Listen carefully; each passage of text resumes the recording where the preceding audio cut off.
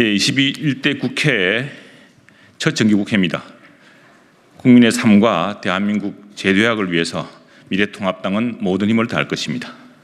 특히 2년도 안 남은 정권이 국가 재정을 거덜내는 사태는 꼭 막을 것입니다. 정부가 내년 예산안 555조 8천억을 편성했습니다. 올해보다 8.5%, 43조 5천억이 늘어난 초슈퍼 예산안입니다.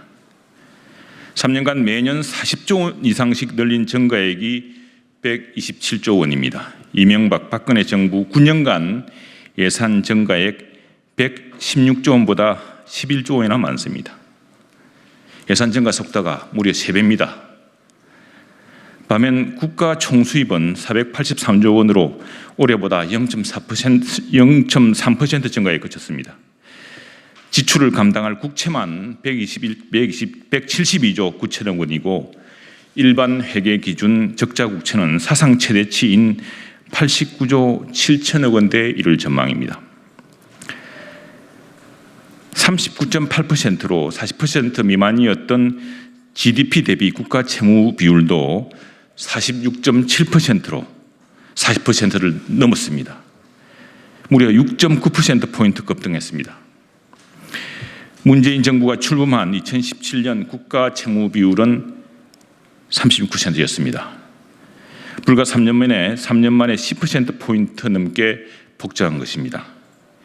이대로라면 문 정권이 끝나는 2022년 국가 채무 비율이 사상 최초로 50%를 넘고 나라 비전 1,000조를 넘을 것입니다.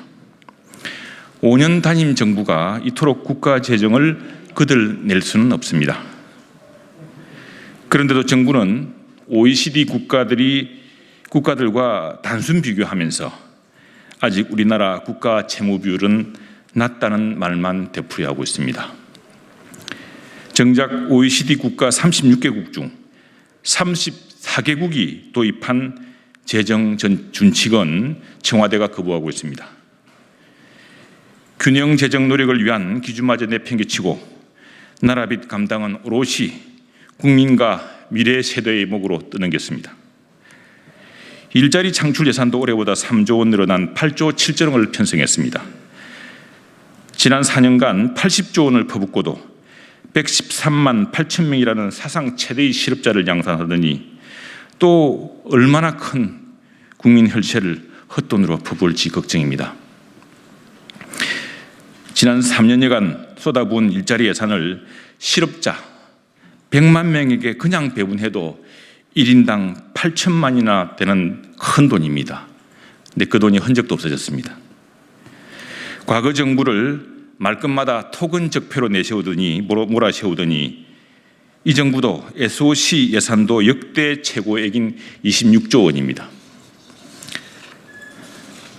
새로운 국가발전 전략이라 내세우는 한국판 뉴딜 총사업비 160조 원 중에 문 정부 임기가 끝나는 2022년까지 투입될 예산은 67조 7천억 원에 그칩니다.